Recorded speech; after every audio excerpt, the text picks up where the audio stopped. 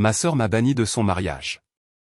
Elle m'a envoyé un texto, un mariage incroyable, c'est uniquement pour la famille. Mes parents ont aimé ce message. J'ai répondu, félicitations. Le prêt immobilier et les impôts sont maintenant les vôtres. Ah, et rendez-moi ma Tesla. 2 minutes plus tard, le message avait disparu, et 50 appels en absence sont apparus. Debout près de ma fenêtre à Aix-en-Provence, je regardais le flot incessant du trafic du soir en me demandant si mes 3 années de sacrifices financiers constants seraient un jour vraiment reconnus. Je m'appelle Béatrice, une ingénieure en cybersécurité de 32 ans qui paie discrètement le prêt immobilier et les taxes foncières pour une famille qui me traite comme un fantôme dérangeant. L'équilibre fragile de notre dynamique s'est brisé aujourd'hui lorsqu'une notification est apparue dans notre discussion de groupe familial. Ma sœur cadette, Solène, a envoyé un message m'interdisant explicitement de venir à son mariage prochain, en déclarant que sa cérémonie extraordinaire était réservée à la famille uniquement. L'insulte s'est transformée en une trahison cuisante lorsque j'ai vu ma mère et mon père aimer instantanément son message sans un seul mot de protestation ou de défense. Dans un moment de clarté absolue, j'ai réalisé que ma valeur à leurs yeux était purement transactionnelle. Alors, j'ai tapé une réponse qui allait tout changer. Je les félicitais tout en informant le groupe entier que le prêt immobilier et les taxes étaient désormais leur seule responsabilité, terminant par une exigence pour la restitution immédiate de ma Tesla. En moins de 2 minutes, toute la discussion a été supprimée tandis que mon écran devenait un flou chaotique de plus de 50 appels manqués des personnes qui venaient de prétendre que je ne faisais pas partie de la famille. Si vous avez déjà été traité comme un étranger par les personnes que vous avez soutenues pendant des années, s'il vous plaît, partagez votre histoire dans les commentaires et abonnez-vous pour voir comment cette confrontation à haut risque se déroule.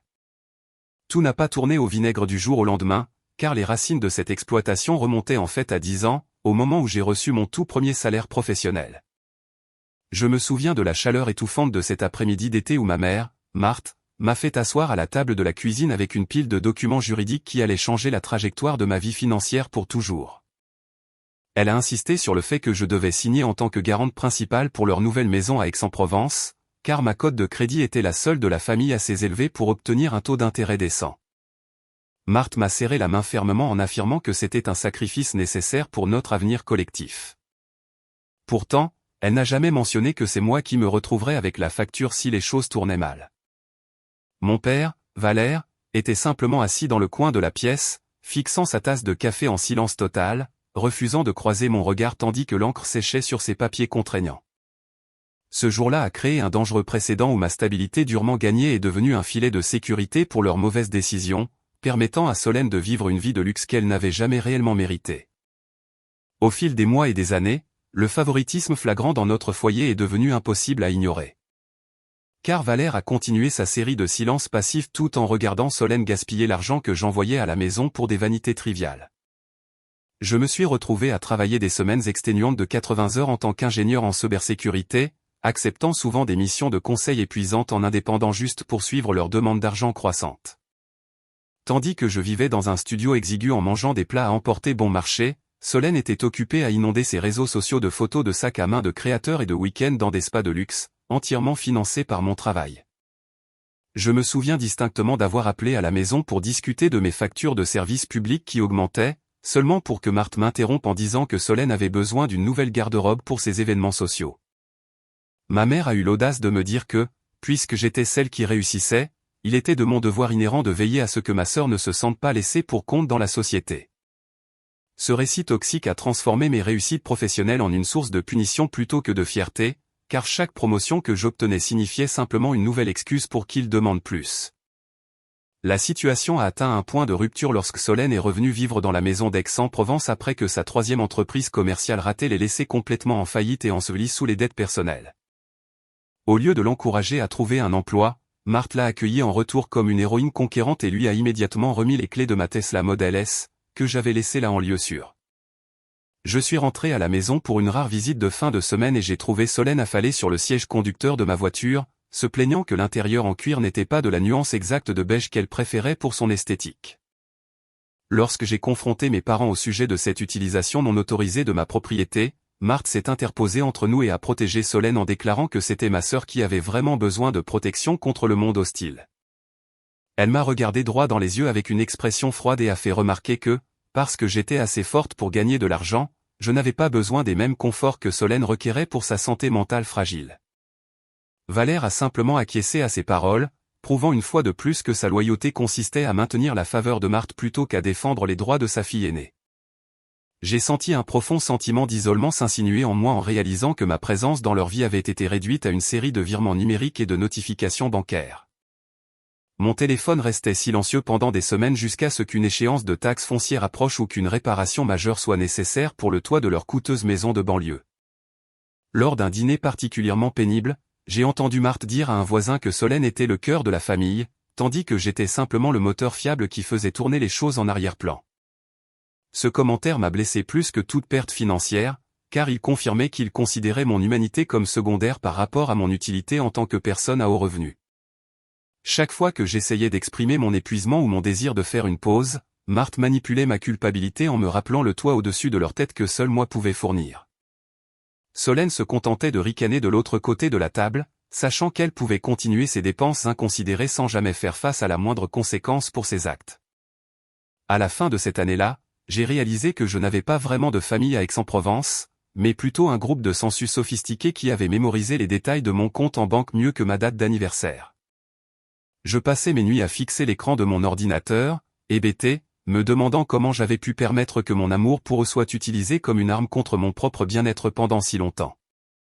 La prise de conscience que je n'étais qu'une entrée lucrative dans leur liste de contacts a finalement commencé à endurcir mon cœur, remplaçant ma culpabilité habituelle par un ressentiment froid et bouillonnant qui allait finalement mener à ma défiance.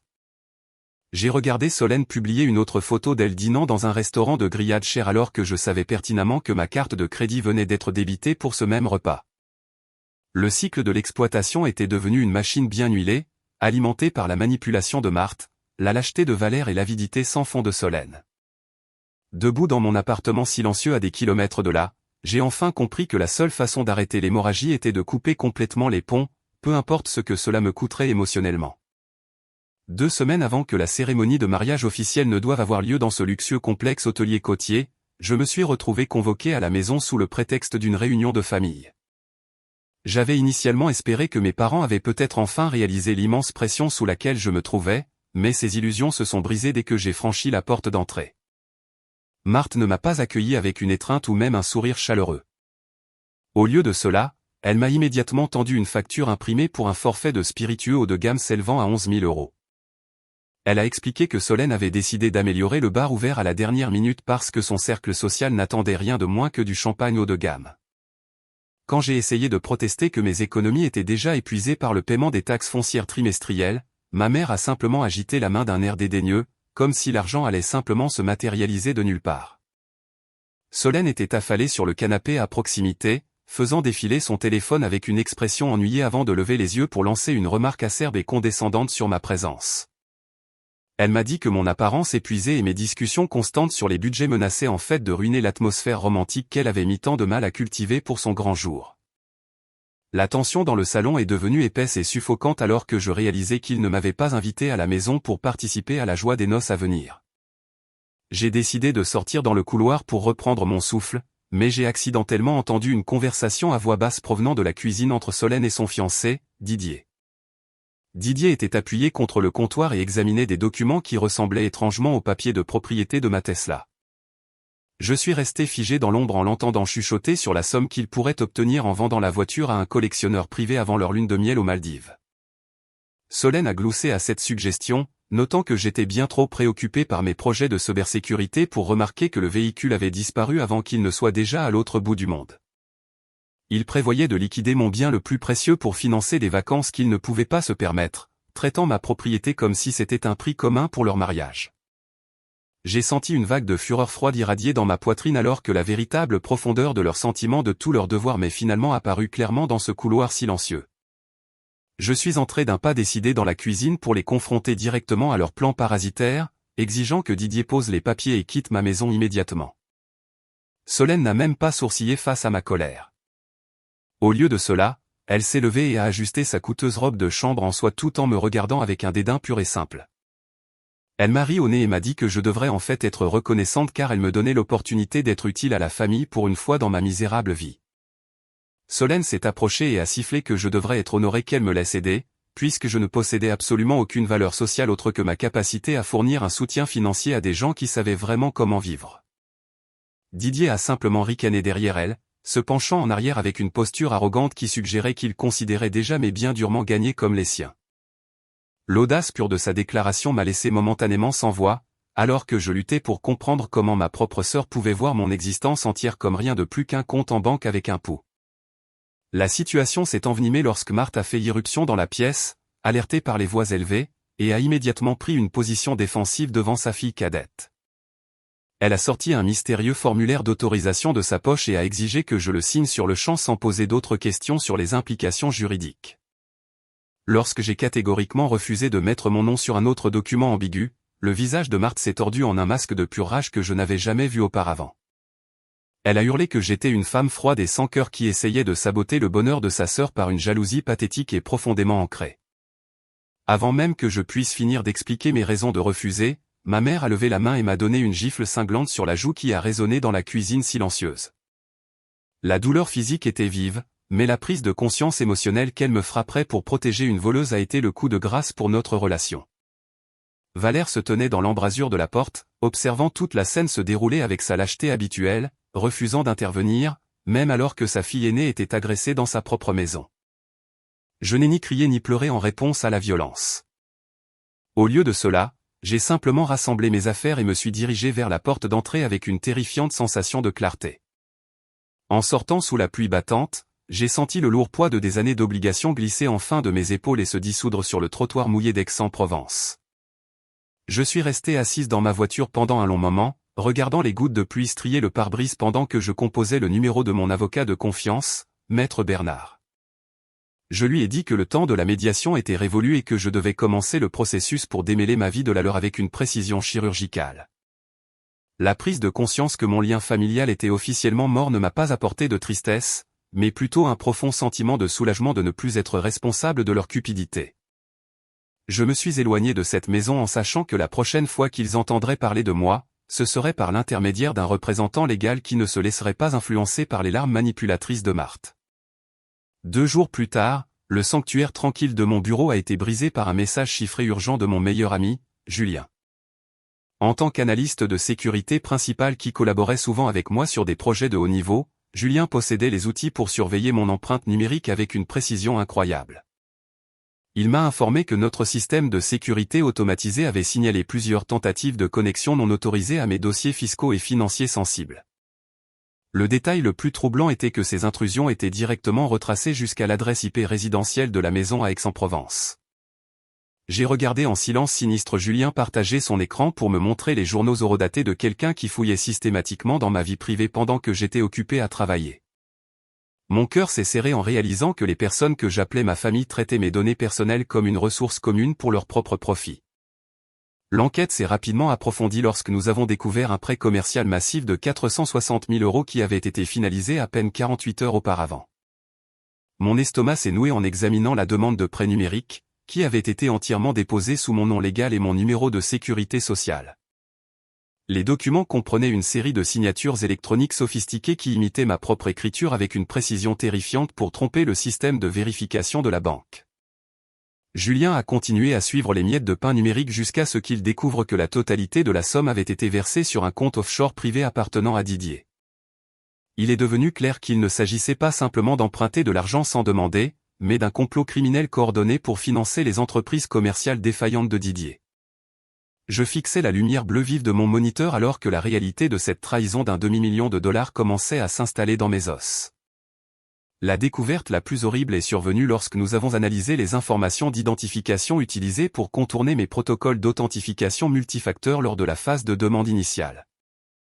Nous avons trouvé des preuves indéniables que Marthe avait utilisé sa connaissance de mes questions de sécurité personnelle pour réinitialiser mon mot de passe bancaire principal depuis sa tablette. Ma mère avait intentionnellement livré toute mon identité numérique à Solène et Didier pour qu'ils puissent faciliter cette transaction frauduleuse dans mon dos. Elle ne leur avait pas seulement donné une clé de ma maison. Elle leur avait donné le pouvoir de détruire mon avenir financier avant même que j'aie eu la chance de me défendre. La trahison me semblait plus viscérale que la gifle qu'elle m'avait donnée quelques jours plus tôt. Parce que c'était une tentative calculée de m'asservir à une dette que je n'avais jamais accepté de contracter. Je pouvais presque entendre le rire de Solène en arrière-plan alors qu'ils célébraient leur nouvelle richesse aux dépens de ma réputation durement gagnée. Julien m'a regardé à travers l'appel vidéo avec une expression de profonde inquiétude et de sombre prise de conscience de la vraie nature de ma famille. Il s'est penché plus près de son microphone et m'a dit « Béatrice, ils ne se contentent plus de profiter de toi. Ils essaient activement de détruire ta vie avec une condamnation à mort financière qui durera une décennie. » Il m'a exhorté à signaler immédiatement la fraude aux autorités fédérales avant que Didier n'ait la chance de dépenser les fonds restants pour ses somptueux projets de mariage. J'appréciais sa loyauté, mais je savais qu'un simple rapport de police ne suffirait pas à satisfaire la fureur froide qui brûlait maintenant dans ma poitrine. J'avais besoin qu'ils ressentent tout le poids de leurs actions au moment précis où ils pensaient avoir enfin gagné. Mon silence n'était pas un signe de faiblesse ou de soumission, mais plutôt la préparation silencieuse d'une contre-attaque numérique qui ne leur laisserait rien. J'ai passé les heures suivantes à travailler aux côtés de Julien pour construire un blocus sans faille qui empêcherait tout mouvement ultérieur de mes actifs tout en gardant les auteurs dans l'ignorance. Nous avons mis en place une série de commandes déclenchées qui s'activeraient précisément le jour du mariage de Solène pour garantir un impact maximal et une humiliation publique. J'ai soigneusement redirigé les paiements du prêt immobilier vers un compte séquestre sécurisé et j'ai lancé un litige formel avec l'institution prêteuse pour geler le prêt frauduleux. Chaque frappe de touche ressemblait à un mouvement calculé sur un échiquier où j'étais enfin celle qui contrôlait le jeu. J'ai ignoré les messages entrants de Marthe demandant plus d'argent pour les arrangements floraux, sachant que son monde était sur le point de s'effondrer de manière spectaculaire. Le calme de mon appartement d'Aix-en-Provence n'était plus solitaire. C'était le calme stratégique avant une tempête qui allait balayer les parasites qui avaient passé des années à se nourrir de mon âme. 5 jours avant que le grand événement ne soit prévu, je me suis retrouvé à conduire dans les rues sombres d'Aix-en-Provence à la faveur de la nuit. Je possédais toujours un double des clés de la maison familiale que je n'avais jamais rendue, ce qui m'a permis de me glisser à l'intérieur de la maison silencieuse sans alerter personne de ma présence. Mon cœur battait la chamade contre mes côtes alors que je me glissais vers le petit bureau où papa gardait habituellement son ordinateur personnel déverrouillé. J'avais besoin de preuves physiques de leur crime numérique pour m'assurer que mon dossier juridique était irréfutable avant que les festivités du mariage n'atteignent leur apogée. Après plusieurs minutes de recherche dans des répertoires enfouis, j'ai découvert un dossier caché contenant des dizaines de scans haute résolution de ma signature officielle. Ce n'était pas de simples gribouillis. C'étaient des feuilles d'entraînement où quelqu'un avait minutieusement tracé mon nom jusqu'à ce que la contrefaçon soit pratiquement indiscernable de ma propre écriture. Plus je fouillais dans le disque local, plus les preuves devenaient écœurantes, car j'ai finalement trouvé un fichier vidéo datant du mois précédent. J'ai cliqué sur lecture avec des doigts tremblants et j'ai regardé un clip enregistré de Solène assise dans ce même fauteuil, riant aux éclats tout en s'entraînant à apposer ma signature sur les formulaires de divulgation légale de la banque. Didier se tenait juste derrière elle, l'encourageant et signalant des incohérences mineures dans les courbes des lettres pour l'aider à parfaire la fraude. Il traitait la destruction de ma réputation financière comme un jeu compétitif, célébrant chaque contrefaçon réussie avec un tintement de leur verre à vin. Voir ma propre sœur prendre un plaisir si visible à voler mon identité était un niveau de dépravation que j'avais auparavant cru impossible pour elle. J'ai rapidement copié chaque fichier incriminant sur une clé USB chiffrée tout en maintenant un silence froid et concentré qui masquait le tumulte hurlant à l'intérieur de ma tête.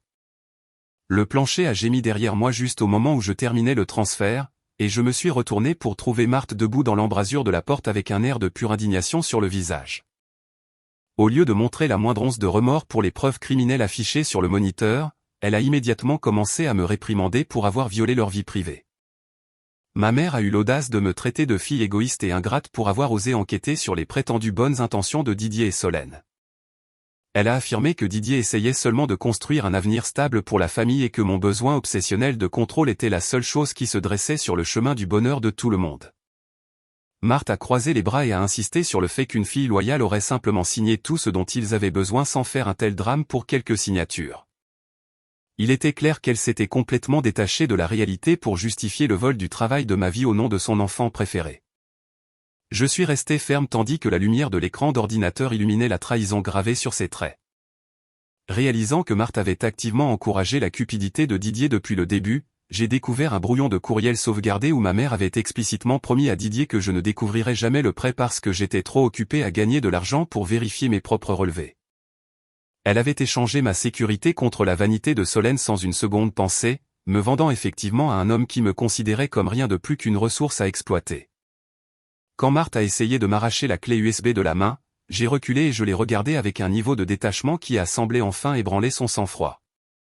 Je lui ai dit d'une voix aussi froide que l'air d'hiver qu'elle avait officiellement choisi Solène plutôt que moi, alors elle devrait passer les prochains jours à espérer que Solène ait la force de la sauver lorsque la tempête inévitable toucherait enfin terre.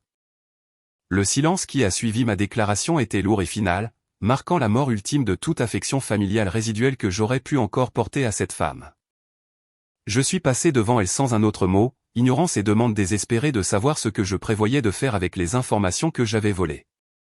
J'ai passé le reste de la nuit dans mon propre appartement à assembler méticuleusement les documents juridiques qui finiraient par faire s'effondrer leur château de cartes. J'ai rédigé une demande formelle à l'institution prêteuse pour résilier immédiatement toutes les garanties de prêt associées à la propriété d'Aix-en-Provence en raison de la fraude documentée que j'avais découverte.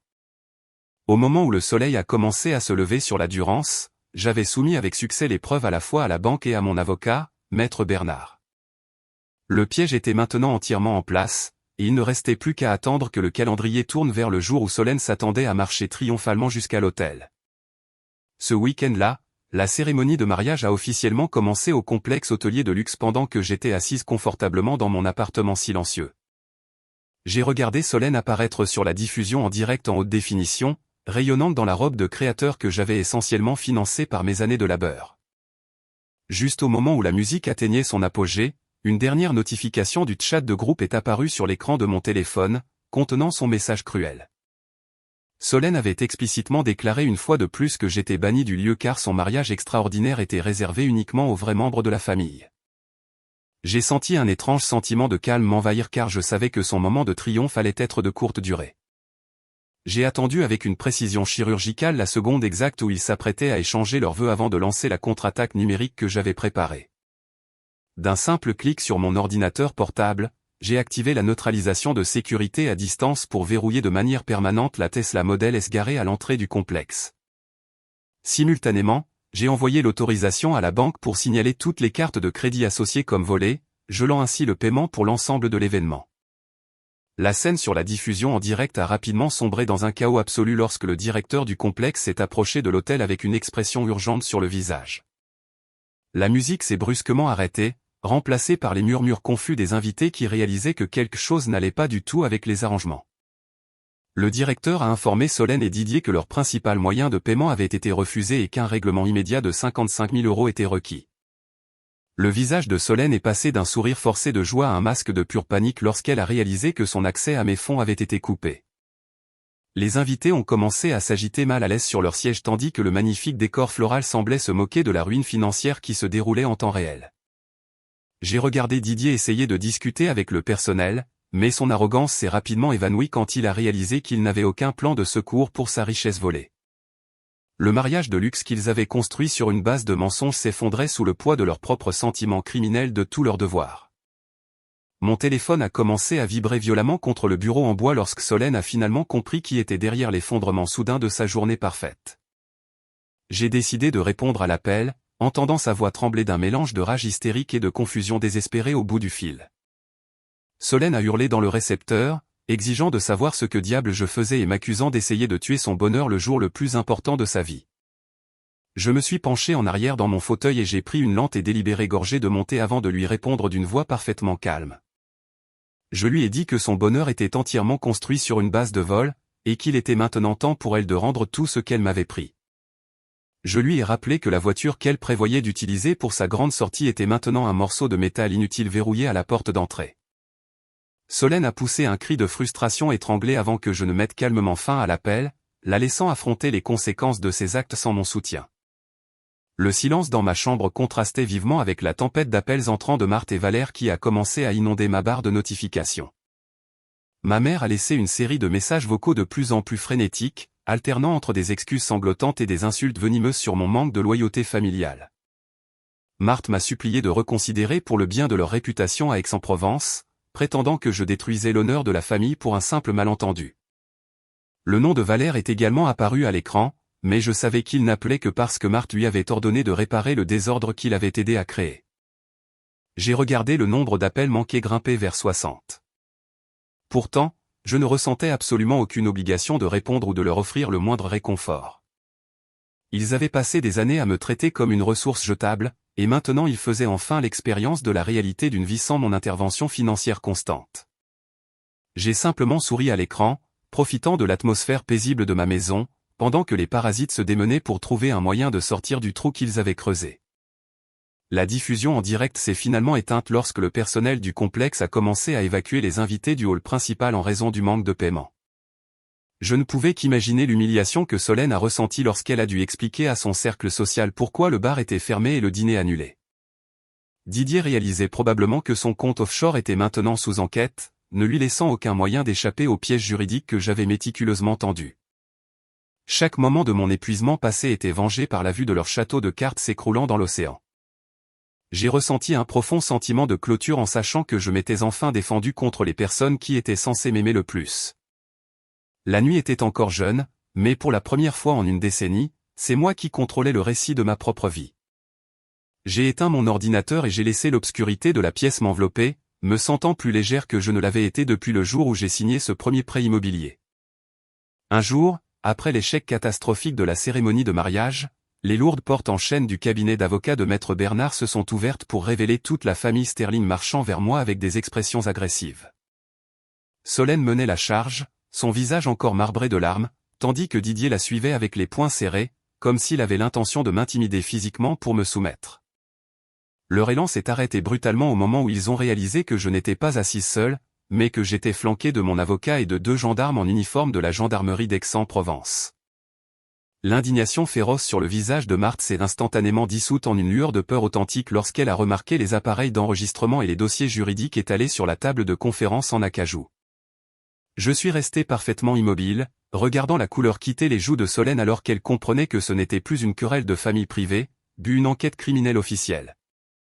Le silence dans la pièce était assourdissant, rompu seulement par le bourdonnement de la climatisation et le tapotement rythmique du stylo de Maître Bernard contre son bloc-notes. Je n'ai pas perdu de temps à exposer les preuves physiques de leur trahison, ouvrant le dossier pour montrer les feuilles d'entraînement haute résolution de mes signatures contrefaites et les registres du prêt de 460 000 €. Solène et Didier ont regardé les documents en silence stupéfait tandis que la posture arrogante de Didier s'est complètement effondrée en réalisant que les miettes de pain numérique nous avaient menés directement à son compte offshore. Marthe a essayé de balbutier une faible défense sur l'unité familiale, mais sa voix l'a trahi lorsque Maître Bernard a diffusé l'enregistrement vidéo de Solène riant tout en s'entraînant à imiter mon écriture. Les preuves de vol d'identité étaient si accablantes que même Valère a semblé se recroqueviller sur sa chaise, réalisant enfin que son silence avait permis à sa famille de franchir la ligne vers un territoire criminel grave. J'ai regardé directement Solène, dont les yeux parcouraient la pièce, cherchant un moyen d'échapper au piège juridique qui se refermait maintenant étroitement sur elle. Alors que la gravité de la situation devenait indéniable, Marthe est soudainement tombée à genoux sur le tapis coûteux et a commencé à sangloter hystériquement tout en s'agrippant à ma manche pour implorer ma pitié. Elle m'a supplié de retirer les accusations parce que Solène était soi-disant enceinte et qu'un casier judiciaire détruirait l'avenir de son petit enfant à naître. Je l'ai regardée avec un sentiment de pitié détaché, car je pouvais encore voir la même lueur manipulatrice dans ses yeux qui y avait été présente toute mon enfance. Solène s'est jointe à cette performance désespérée, affirmant que Didier l'avait seulement forcé à l'aider parce qu'ils étaient si profondément amoureux et voulaient construire un héritage pour leur nouvelle famille. J'ai retiré mon bras de l'emprise de Marthe, réalisant que même au bord de la destruction, elles essayaient toujours d'utiliser le chantage affectif pour échapper aux conséquences de leur cupidité. Valère a finalement retrouvé sa voix après des années de soumission lâche. Mais au lieu de s'excuser pour le vol de mon identité, il a seulement parlé pour me supplier de sauver la maison à Aix-en-Provence. Il m'a imploré de payer les arriérés et de maintenir le prêt immobilier parce que Marthe et lui n'avaient nulle part où aller et étaient bien trop vieux pour recommencer dans un appartement en location. Son plaidoyer a été la confirmation finale qu'il me considérait toujours comme rien de plus qu'un filet de sécurité financier plutôt que comme une fille avec sa propre vie et ses propres sentiments. Je me suis levé de ma chaise et je les ai regardés tous les 4 avec une clarté froide et inébranlable qui a fait taire leurs gémissements pathétiques pendant un bref instant. Je leur ai dit avec une finalité absolue qu'ils avaient officiellement supprimé mon nom de la famille. Alors, je supprimais maintenant officiellement mon nom de chacune de leurs factures et de leurs dettes frauduleuses. L'atmosphère dans le bureau est devenue glaciale lorsque je me suis tourné vers les gendarmes et leur ai fait signe de procéder aux déclarations formelles concernant le vol d'identité et la fraude financière. J'ai regardé avec un étrange sentiment de soulagement les gendarmes s'avancer pour informer Didier et Solène qu'ils devaient se rendre à la brigade pour un interrogatoire. Marthe a hurlé que j'étais un monstre qui déchirait la famille, mais ces mots n'avaient plus le pouvoir de me piquer ou de me faire ressentir la moindre culpabilité. Je me suis tenu près de la fenêtre et je les ai regardés être conduits hors du bâtiment, réalisant que l'empire de mensonges qu'ils avaient construit était enfin démantelé par la vérité même qu'ils avaient essayé d'enterrer.